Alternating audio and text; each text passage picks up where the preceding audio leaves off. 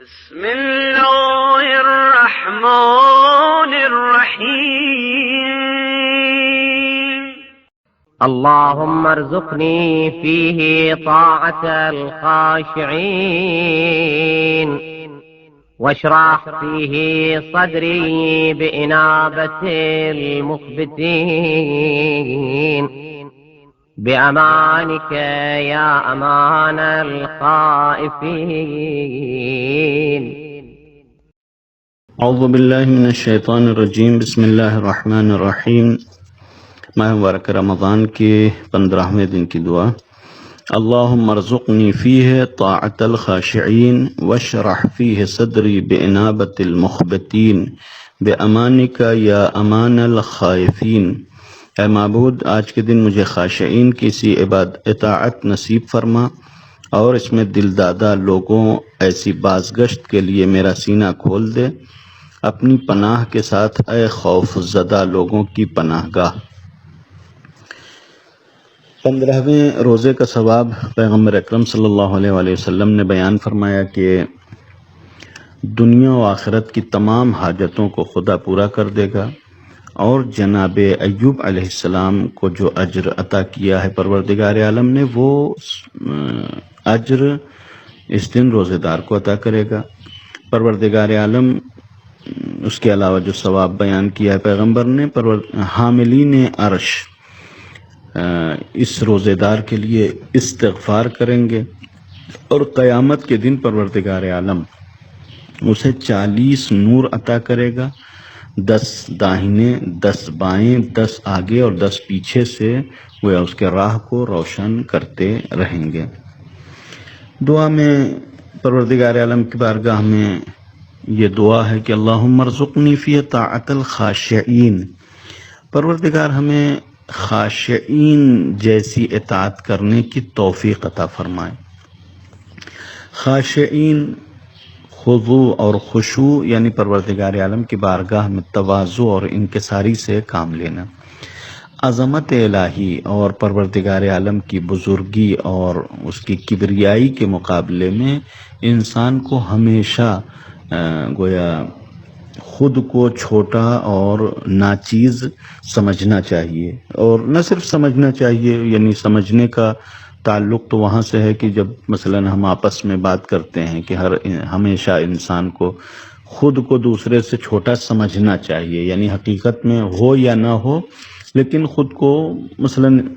بڑا یا بڑاپن دکھانا نہیں چاہیے، بڑا بنا کے نہیں پیش کرنا چاہیے جو تکبر کہا جاتا ہے. لیکن خدا کے مقابلے میں جو ہم کہتے ہیں کہ تو سمجھنے کی کوئی بات ہی نہیں، ہم ہیں. لہذا اس حقیقت کو ہمیں معلوم ہونا چاہیے، اور اس حقیقت کو ہم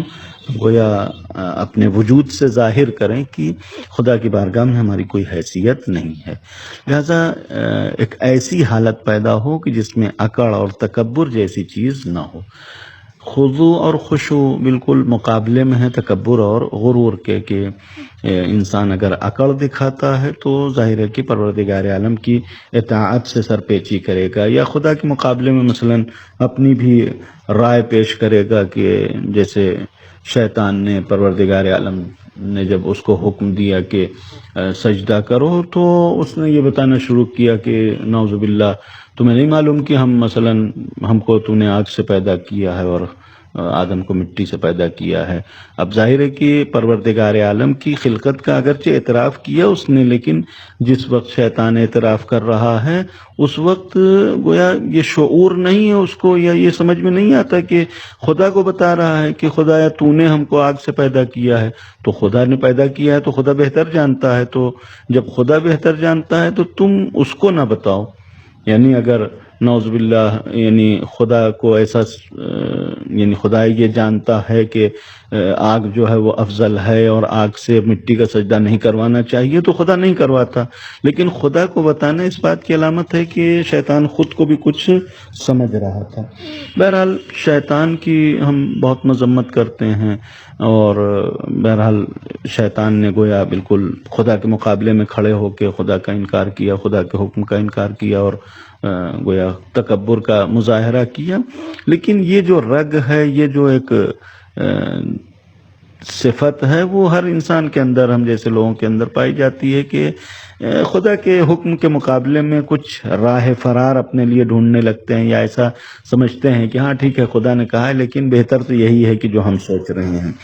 یہ خدا کے حکم کے مقابلے میں اور خدا کے سامنے اس طریقے کے خیال، یہ خود ایک جو ہے وہ تکبر ہے۔ تواضع یہ ہے کہ پروردگار عالم جو کہہ دے منہ بمنہ بدون چون و چرا اس کے اوپر انسان عمل کرے، یہ ہوتا ہے تواضع۔ لہذا بہرحال متواضعین کی اطاعت اور جو لوگ خاشعین کی اطاعت، ان کا انداز الگ ہوتا ہے، اور اصلاً خاشعین کی اطاعت میں گویا ایک ایسا لگاؤ اور محبت اور ایسا جذبہ پایا جاتا ہے کہ وہ شاید عام انسانوں کے احساس بھی نہ ہو سکے۔ مثلاً ہم جیسے انسان امر الہی پر اس کے گویا عبادت کرتے ہیں، خدا نے کہا ہے تو نماز پڑھا، خدا نے کہا ہے تو روزہ رکھا، خدا کہہ دے تو مثلاً حج کریں، واجب ہو جائے تو حج کر لیں۔ خاشعین منتظر بیٹھتے ہیں کہ خدا کچھ کہے تو، یعنی کہے تو ہم کر کے دکھائیں، اس لیے کہ ان کو ہمیشہ اس بات کا احساس ہوتا ہے کہ خدا کی اطاعت ہمارے اوپر فرض ہے، اور حکم جو ہے وہ سامنے ہونا چاہیے، لہذا اس حکم کے منتظر ہوتے ہیں کہ جیسے ہی سامنے آئے وہ فوراً انتظار کرتے رہتے ہیں۔ لہذا مثلا نماز ہی کے حوالے سے ہماری حالت یہ ہوتی ہے کہ مثلا مؤذن اذان کہنے لگے تو خیال آتا ہے کہ ہاں چلو نماز کا وقت ہو گیا، چلو اب اٹھیں، اب چلیں، اب نماز پڑھنے پہنچیں، یہاں تک کہ پہنچتے پہنچتے مثلا 4 رکعت نماز میں سے 3 کا وقت گزر جاتا ہے، یا مثلا اگر نماز جماعت ہو رہی ہے تو 2 رکعت نماز امام پڑھا چکا ہے تو تیسرے میں پہنچ گئے، یہ حالت ہوتی ہے۔ لیکن خاشعین کی حالت یہ ہوتی ہے کہ وہ بیٹھ کے انتظار کرتے ہیں کہ سورج ابھی زوال میں کتنا وقت باقی ہے، کب جو ہے وہ مثلا سورج ڈھلے گا، کب ہمارے اوپر نماز ظہر واجب ہوگی، کب ہم خدا کی بارگاہ میں، یعنی یہ ایک ایسا انتظار ہوتا ہے اس محبت اور جذبے کی بنیاد پر کہ جو خدا کے تئیں ان کے دلوں میں پایا جاتا ہے۔ اور یہ عبادت بہرحال انسان کے دل میں، انسان کے وجود میں، انسان کی زندگی میں اثر رکھتی ہے کہ اگر خاضعانہ اور خاشعانہ عبادت ہو تو انسان ایک تو خود کے لیے سنگینی محسوس نہیں کرتا، خود کے لیے بھاری پن محسوس نہیں کرتا، کہ خود قرآن نے یہ بیان کیا کہ استعینوا بالصبر والصلاۃ وانھا لکبیرۃ الا علی الخاشعین، کہ نماز اور صبر یہ ساری چیزیں بہت بھاری ہیں، بہت سنگین ہیں، الا علی الخاشعین، مگر یہ کہ خاشعین کے لیے وہ آسان ہے، خاشعین کو وہ بھاری پن، وہ سنگینی محسوس نہیں ہوتی ہے۔ لہذا تکبر کے ساتھ کی ہوئی عبادت اس کا کوئی گویا صلہ نہیں ہے، لیکن تواضع کے ساتھ کیا گیا ایک سجدہ بارگاہ الہی میں اتنا مقبول ہوتا ہے کہ اس کے اثرات فوراً ظاہر ہوتے ہیں۔ ساحران فرعون، جن کو فرعون نے جناب موسیٰ کے مقابلے کے لیے بلایا تھا، انہوں نے صرف ایک سجدہ بارگاہ الہی میں کیا، عظمت الہی کو پہچان کے گویا عظمت الہی کے سامنے بے اختیار جھک گئے، یعنی انہوں نے اس بات کو محسوس کیا کہ ہاں جس قدرت کے سامنے ہم کھڑے ہوئے ہیں، جس کا مقابلہ کرنے کے لیے آئے تھے، وہ ذات ایسی ہے کہ اس کا مقابلہ نہیں کرنا چاہیے بلکہ اس کا سجدہ کرنا چاہیے۔ اس احساس کے ساتھ انہوں نے سجدہ کیا تو سجدے سے سر اٹھانے کے بعد اتنے مضبوط ہو گئے کہ فرعون جیسے نعوذ باللہ وقت کے گویا ڈکٹیٹر اور خدا کو انہوں نے چیلنج کر دیا کہ ہم تمہاری اطاعت کرنے والے نہیں ہیں۔ لہٰذا اگر خشوع اور خضوع کے ساتھ ایک سجدہ ہو تو زندگی میں یہ اثر لاتا ہے، اور تکبر کے ساتھ 6000 سال کی عبادت بھی جو ہے وہ ایک لمحے میں اس کو ختم کر دیا جاتا ہے اور گویا برباد ہو جاتی ہے۔ لہٰذا انسان عبادت اور اطاعت کرے تو خشوع کے ساتھ عبادت اور اطاعت کرے اور حضور قلب کے ساتھ۔ دوسری دعا ہے کہ پروردگار واشرح فیہ صدری بانابۃ المخبتین، ہمارے سینے کو کشادہ کر دے، کیسے جیسے مخبتین کا سینہ، جیسے مخبتین اور گویا صاحبان تقوی اور جن کے اندر پروردگار عالم کی معرفت اور خوف پایا جاتا ہے، جیسے ان کے دلوں میں وسعت اور شرح صدر پایا جاتا ہے، ویسے شرح صدر ہمیں بھی عطا کر، کہ جو بہرحال خدا شناس ہیں، خدا کی معرفت رکھنے والے ہیں، ان کے دلوں میں اطمینان ہی اطمینان پایا جاتا ہے، اور وہ اطمینان ان کو یاد خدا سے حاصل ہوتا ہے، اور یہ یاد خدا ان کو، یہ اطمینان یاد خدا سے حاصل ہوتا ہے، اور یہ یاد خدا ہمیشہ ان کو خدا سے جوڑے رکھتی ہے، لہذا ان کے دل میں خوف، ہراس، کوئی بھی ایسی چیز نہیں پائی جاتی۔ یہ شرح صدر انسان کی جو ہم دریا دلی سے تعبیر کرتے ہیں، اگرچہ اردو زبان میں دریا دلی صرف اور صرف سخاوت کے لیے لفظ استعمال ہوتا ہے، لیکن دریا دلی یعنی ایک انسان کے قلب میں اتنی وسعت ہو، یا انسان کا وجود اتنا وسیع ہو کہ دنیا کی مشکلات اسے پریشان نہ کر سکیں۔ عام طور سے انسان جو بہت سارے لوگ یعنی مشکلات میں آ کر گویا ہار جاتے ہیں یا تھک جاتے ہیں، وہ بہرحال گویا ان کے سینے تنگ ہوتے ہیں، یا ان کے وجود میں اتنی وسعت نہیں پائی جاتی، یا مثلا ہو سکتا ہے اصلاً ایمان نہ پایا جاتا ہو کہ امام حسین علیہ السلام نے ارشاد فرمایا کہ فَإِذَا مُحِسُّ بِالْبَلَاءِ قَلَّ الدَّيَّانُونَ، کہ بلا اور مصیبت میں بہرحال دینداری نہیں دکھائی پڑتی ہے، چونکہ حقیقت میں ہوتی ہی نہیں ہے، لیکن جن کے دلوں میں دینداری پائی جاتی ہے وہ بلا و مصیبت کے مقابلے میں بالکل کوہ استوار اور پہاڑ کی طرح ٹکے رہتے ہیں۔ بعض علماء نے اس کے حوالے سے مثال ذکر کی ہے کہ دریا دلی اگر انسان کے اندر پائی جاتی ہے تو دریا جیسی صفت کیا ہے دریا، کہ دریا میں گندا پانی پہنچ گیا تو پتہ چلا کہ گندے پانی کو اس طریقے سے ہضم کر دیتے ہیں کہ پتہ نہیں چلتا، وہ گندگی وہ اثر انداز نہیں ہوتی۔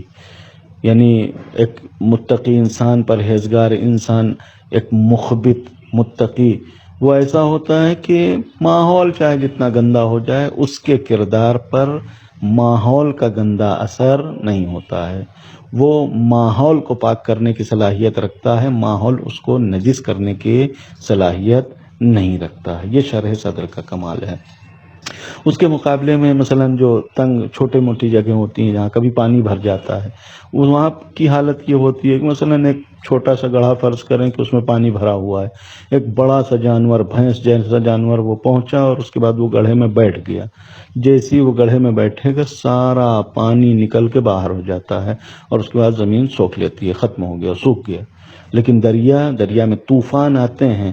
تھپیڑے لگتے ہیں، لیکن پانی چونکہ دریا کے کنارے بہت وسیع ہوتے ہیں لہذا پانی دریا سے باہر نہیں جاتا ہے، لہذا چاہے جتنے طوفان آئیں، چاہے جتنی مشکلات ہوں، مومن یاد خدا اور ایمان اور معرفت کے جادے سے دور نہیں ہوتا ہے، اتنا وسیع ہوتا ہے کہ ساری دنیا کی مشکلات کے تحمل کرنے کی گویا اس کے اندر طاقت اور سکت ہوتی ہے۔ لہذا بارگاہ الہی میں یہ ہم دعا کرتے ہیں کہ پروردگار ایسا شرح صدر ہمیں، ایسی وسعت قلب ہمیں عطا کر کے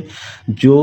دنیا بھر کی مشکلات، شدائد اور مصائب ہم تحمل کر لیں اور اپنے ایمان کو محفوظ رکھ سکیں۔ والسلام علیکم ورحمۃ اللہ وبرکاتہ۔